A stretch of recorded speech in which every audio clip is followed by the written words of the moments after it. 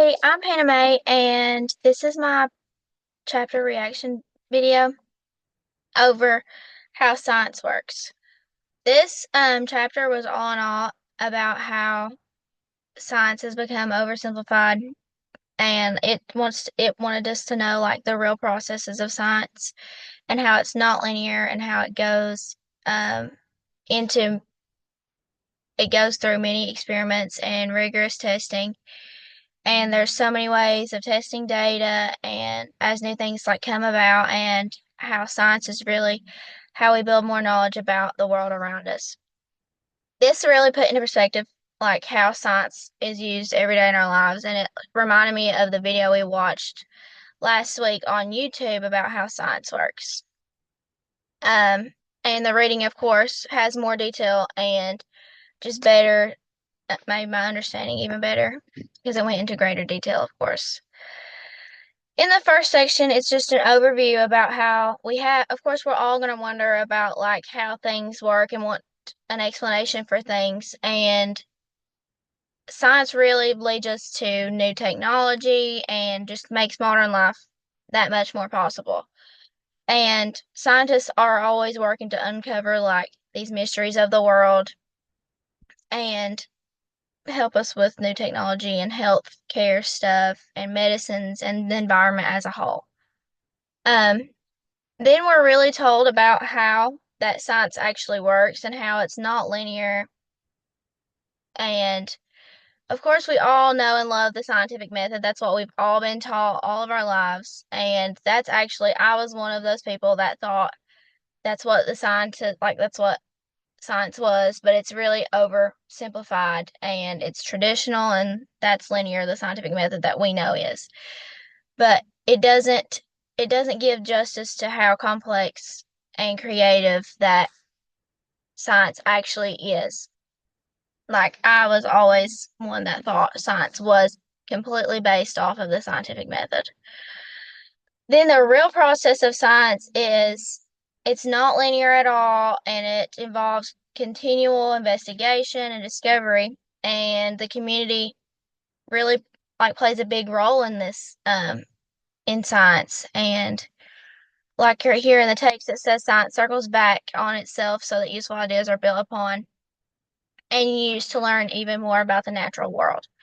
This brings me to my first diagram right here on the screen. Um, I actually seen this in the video last week on YouTube, and I drew this diagram in my notes and kept it there because because it really helped me. It helped to show me how this science actually goes about and how it all circles back and it all feeds into each other and it comes together to come up with how science actually is.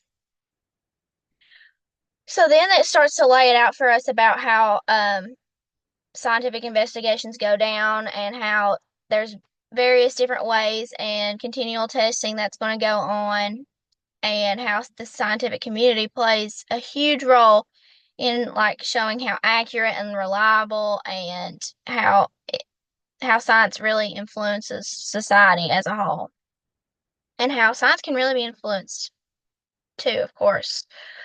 Um, then we're the scientists investigate, and of course, these investigations start with observations and questions and experiments and all things of that nature. And scientists really rely on all their training and experience, and it just really allows science to progress and continue on. Um, there's direct and indirect observations. There's things that our human abilities will not let us do, like we can see and feel and smell and hear, and that's about all we can do. But we can use tools to enhance these things, such as thermometers, microscopes, telescopes. It just extends our human abilities, and well, it allows us to observe and figure out these things that we really cannot sense ourselves. And it helps scientists to gather more information to hopefully support or refute their hypothesis.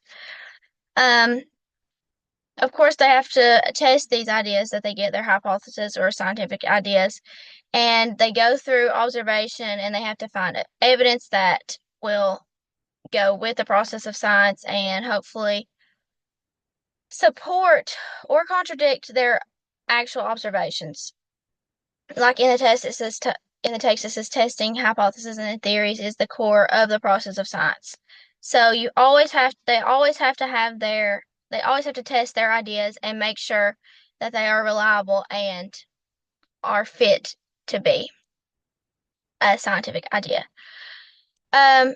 We're then introduced to a scientific argument, and it's just that you have to use evidence to support an idea, like the scientific idea, like we were just talking about. And of course, it can vary and be different, and there's always going to be methods and different assumptions and stuff, and it just has to show if it's accurate or inaccurate. There are many different ways to test, like, there's very different ways to test ideas, of course. Like, it doesn't have to be just a set experiment. Like, the scientist doesn't have to, like, sit down and set a time for an experiment, perform the experiment, etc. Like that whole ordeal. Like there's natural experiments, that's an experiment though, but like there's also different ways of testing ideas is what I'm trying to get at. Um I always thought that once they had the data and like evidence to support their hypothesis that it was done and it was um just there and it was clean cut. But it's really not. Like when they get their data, they really have to get down into it and make sure that they have to interpret all the raw data that they get. It has to go, like, they have to have multiple pieces of evidence, of course, to support, but they have to really evaluate, and it's very complex um, process when they have to find their data because all data it can be interpreted differently by anybody.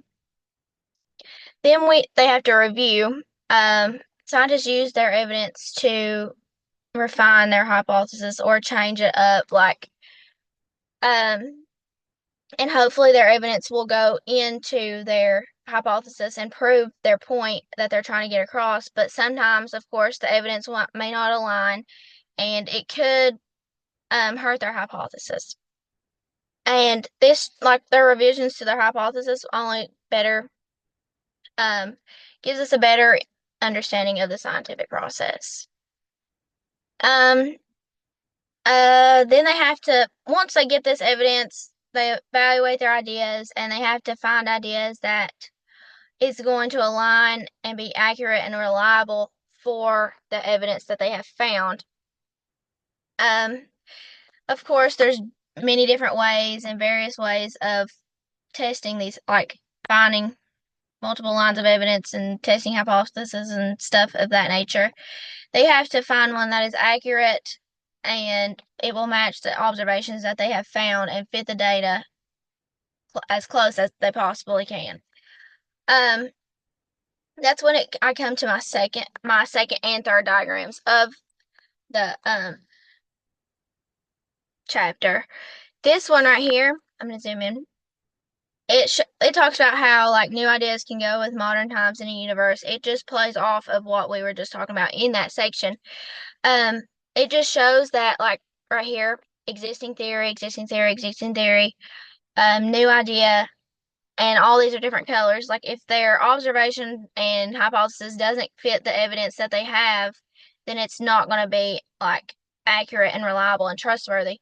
But when it does, it'll look like this. And I think that is a good representation in the chapter of to better like just show and get that point across that they need to find things that will align and go all together and fit perfectly. And I liked the puzzle piece because it shows how like it fits perfectly or if it's consistent and preferable.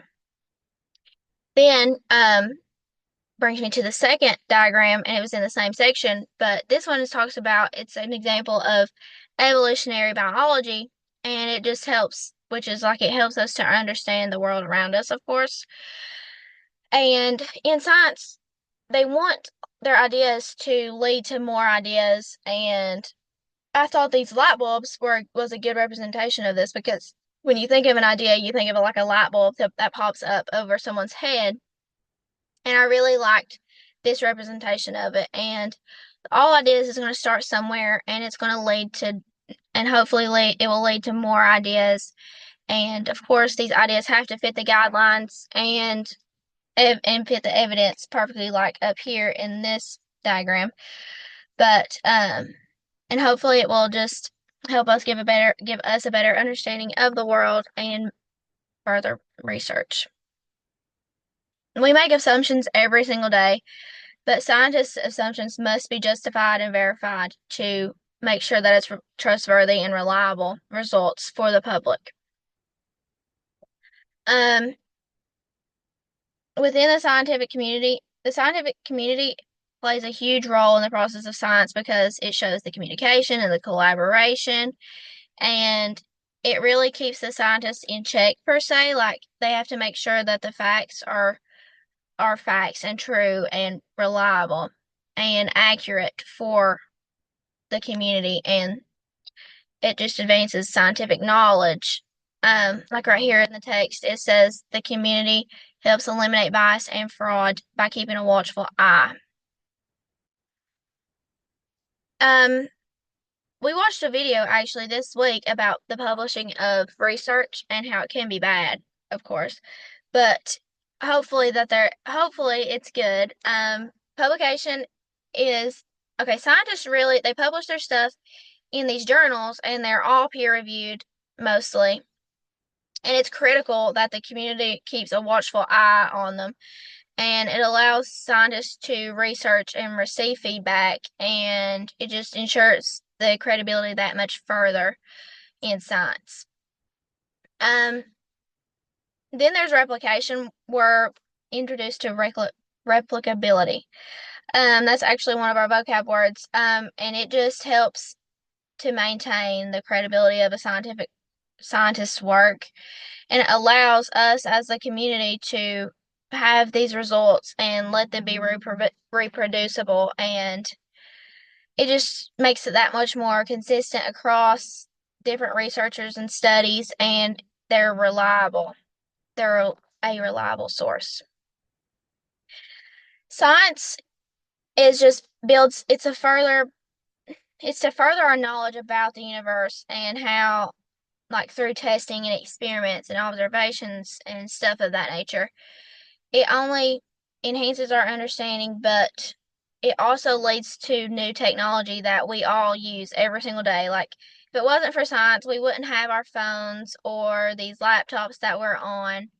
Like, and it's only getting better and better every single day because of science and the scientific process that we're learning about in this chapter. Science, of course, it's going to be on so many different levels with different scientists and communities, and they just all work together to hopefully be the greater good and just learn that much more. Hypotheses are very specific explanations, while theories are like an integration of hypotheses, and it provides like more of a predictable or general idea of an explanation. And while we all know that I thought science was clean cut and it wouldn't really change that much, but science, it's always evolving, and it's even like well established things can change, like theories can change and be refined or even replaced. And like, I never knew that, but like, if there's new evidence that proves it wrong, then of course it's going to change, and like, I never thought of that.